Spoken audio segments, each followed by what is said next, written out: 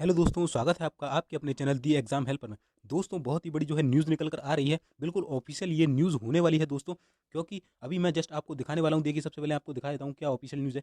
ये देखिए, आपको ऑफिशियल वेबसाइट पर आप जाएंगे तो आपको दिख जाएगा 31/12/2021 यानी कि न्यूज़ सूचना। अभी अभी जस्ट नोटिस आया है। किसके रिगार्डिंग नोटिस आया है, इस वीडियो में हम बात करने वाले हैं पूरी ही डिटेल्ड में कि आपके लिए क्या गुड न्यूज़ निकल कर आ रही है। तो देखिए दोस्तों, आपका उत्तर प्रदेश पुलिस एएसआई भर्ती जो चल रहा है उसके रिगार्डिंग ये नोटिस है। डीवीपीएसटी को लेकर यानी कि डॉक्यूमेंट वेरिफिकेशन और आपका जो शारीरिक परीक्षण टेस्ट यानी कि फिजिकल एफिशिएंसी टेस्ट होना है, उसके रिगार्डिंग जो है ये नोटिस निकल कर आ रहा है। और आपका जो होने वाला है ये एएसआई से पहले होने वाला है। ठीक है। और इसमें हम जानने वाले हैं कि कब आपका डीवीपीएसटी होगा। बिल्कुल ऑफिशियल नोटिस दिखाऊंगा आपको ये वाला पूरा। बिल्कुल अभी अभी आया 31 दिसंबर को।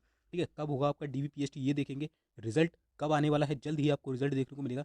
साथ ही साथ आपका टाइपिंग टेस्ट कब होगा इसके बारे में भी हम बात करेंगे। और आपका एएसआई का पहले हुआ है या एसआई का, ये भी हम देखेंगे।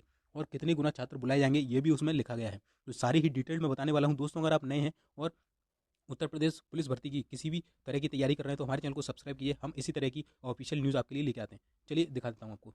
तो देखिए दोस्तों, ये है वो नोटिस, आपको दिख रहा होगा।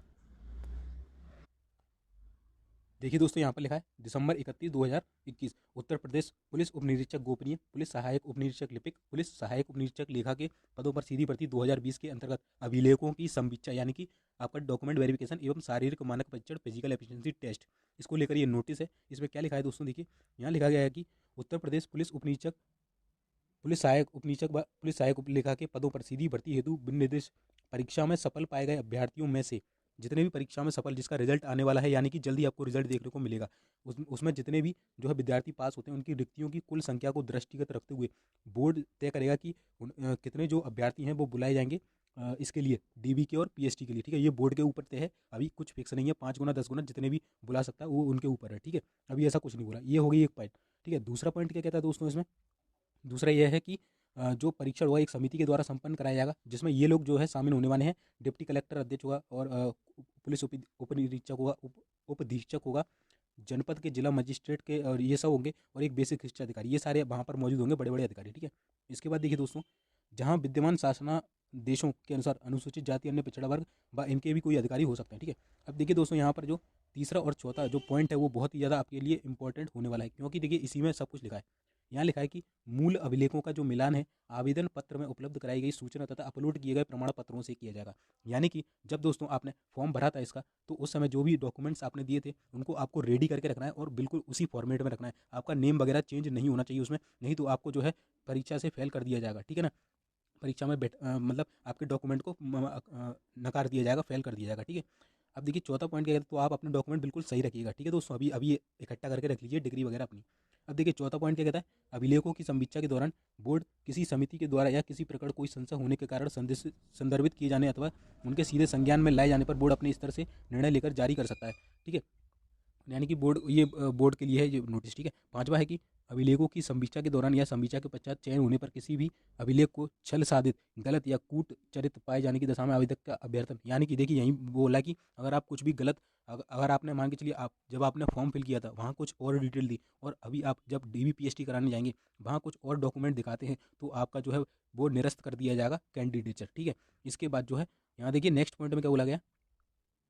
ठीक है, उक्त समिति द्वारा ही अभ्यर्थियों के शारीरिक मानक परीक्षण परीक्षण की कार्यवाही तत्व संपादित की जाएगी। अभी इसकी डेट नहीं है, वो समिति ही तय करेगी आपकी जो परीक्षा है वो कब होनी है। ठीक है, अब देखिए अभ्यर्थी जो पुरुष अभ्यर्थी हैं उनके लिए जो ऊंचाई है वो 163 है। वहीं अगर आप SC ST से बिलोंग करते हैं तो 156 सेंटीमीटर आपकी हाइट होना चाहिए। ठीक है, अगर हम सीने की बात करें तो देखिए यहाँ पर बोला गया है कि 77 होगी बिना फुलाए और फुलाने पर 82 सेंटीमीटर होना चाहिए। ठीक है ना, और अनुसूचित जनजाति के हैं तो 75 से 80 होना चाहिए। आपका 5 सेंटीमीटर का फुलाव होना ही होना चाहिए। ठीक है, ये बोला गया। अब अगर आप महिला अभ्यर्थी हैं तो आपको ऊंचाई जो है 150 है। वहीं अगर आप SC ST से हैं तो 145। वजन महिलाओं के लिए 40 किलोग्राम रखा गया, ये बोला गया इसमें। अब देखिए दोस्तों, जो सातवां पॉइंट है ये भी बहुत ज़्यादा इंपॉर्टेंट है। सातवें पॉइंट में ये बोला गया है दोस्तों कि कोई अभ्यर्थी जो अपनी शारीरिक परीक्षा मानक परीक्षा में संतुष्ट नहीं होता है, यानी कि आपने अपना PhD कराया वहाँ पर, आपको लग रहा है कि आपने घर पे हाइट और नापी थी और यहाँ पर कुछ और निकल कर आ रही है, तो आप वहाँ पर कंप्लेंट कर सकते हैं। अधिकारी जो बड़े अधिकारी बैठेंगे आपका दोबारा से जो है PhD लिया जाएगा सेकंड टाइम। अगर आप उसमें भी फेल हो जाते हैं तो फिर आपको जो है फेल कर दिया जाएगा। ठीक है, तो आपको दूसरा मौका भी दिया जाएगा। इसके बाद दोस्तों देखिए कि अभ्यर्थियों से यह अपेक्षा की जाती है कि सही समय और दिनांक पर ही आएँ। अगर आप नहीं जाते हैं तो उनको आपको एक कारण देना पड़ेगा, ऑफिशियल कारण, कि आप किस वजह से नहीं आए, अन्यथा आपका जो है अभ्यर्थी का जो कैंडिडेचर है वो रद्द कर दिया जाएगा। ठीक है। तीसरा है कि देखिए यहाँ लिखा है कि यहाँ वही पॉइंट लिखा है जो मैंने बताया था कि अगर कि यदि आप निर्धारित समय या दिनांक पर नहीं जाते हैं तो आपको एक कारण बताना पड़ेगा जो कि जेन्युइन कारण होना चाहिए, नहीं तो आपको वहाँ से बाहर कर दिया जाएगा। ठीक है। परीक्षा में विहित मानक प्राप्त न कर सकने के कारण वह अंतिम रूप से असफल घोषित किए गए अभ्यर्थी को किसी भी आधार पर कोई अन्य अवसर नहीं दिया जाएगा। यानी कि अब आप यदि वहाँ पर फेल हो जाते हैं तो आपको कोई भी एक और अवसर नहीं दिया जाएगा। ठीक है। अब देखिए यहाँ पर सबसे पहले जो है अभिलेखों की समीक्षा एवं शारीरिक मानक परीक्षण के परिणाम पत्रक संबंधित। देखिए दोस्तों, सबसे पहले जो है आपका डीवी होगा, डॉक्यूमेंट वेरिफिकेशन। अब जब आप जाएंगे, जब इसका नोटिस आ जाएगा, उसके बाद होगा आपका पीएचडी। यानी कि अगर आपके जो कागज़ और जो डॉक्यूमेंट है वो सही है, तभी आपका फिजिकल टेस्ट जो है लिया जाएगा। ठीक है दोस्तों, तो चलिए अब हम इसकी बात कर लेते हैं। ये तो इसका नोटिस हो गया। तो इसमें आपके बार बोला क्या गया है कि आपका जो डीबीपीएसटी है इसका नोटिस जल्दी देखने को मिलेगा। सबसे पहले आपका रिजल्ट आने वाला है कुछ ही दिनों में, लगभग एक हफ्ते के अंदर। ठीक है ना, एक हफ्ते के अंदर आपको जो है आपका रिजल्ट देखने को मिल जाएगा। जिस तरीके से जो उत्तर प्रदेश पुलिस एएसआई की भर्ती होना है, क्योंकि आपको मालूम है चुनाव होना है, तो ये बहुत जल्दी कर रहे हैं ये लोग। ठीक है। और उसके बाद तुरंत आपकी जो है टाइपिंग हो जाएगी, फिर आपका डीबीपीएसटी हो जाएगा, है ना। और अगर बात करें एसआई से पहले ये सब आपका होने वाला है, क्योंकि आपको मालूम है एसआई की जो भर्ती है वो अभी कोर्ट में चल रही है। अगर उससे कुछ जुड़ा हुआ नोटिस आता है तो मैं आपको तुरंत अवगत करा दूंगा। ठीक है। अब देखिए कितने गुना छात्र बुलाए जाएंगे मैंने आपको बता दिया, वो सब उनके ऊपर है, समिति के ऊपर। ठीक है दोस्तों, तो अगर आपका कोई भी डाउट है तो हमें कमेंट के माध्यम से बताइए। अगर आपको टाइपिंग में कुछ सवाल पूछना है तो वो बता दिए, हम आपके सवाल के आंसर देने की कोशिश करेंगे। दोस्तों यही न्यूज़ थी, मिलते हैं नेक्स्ट वीडियो में, तब तक के लिए जय हिंद, जय भारत।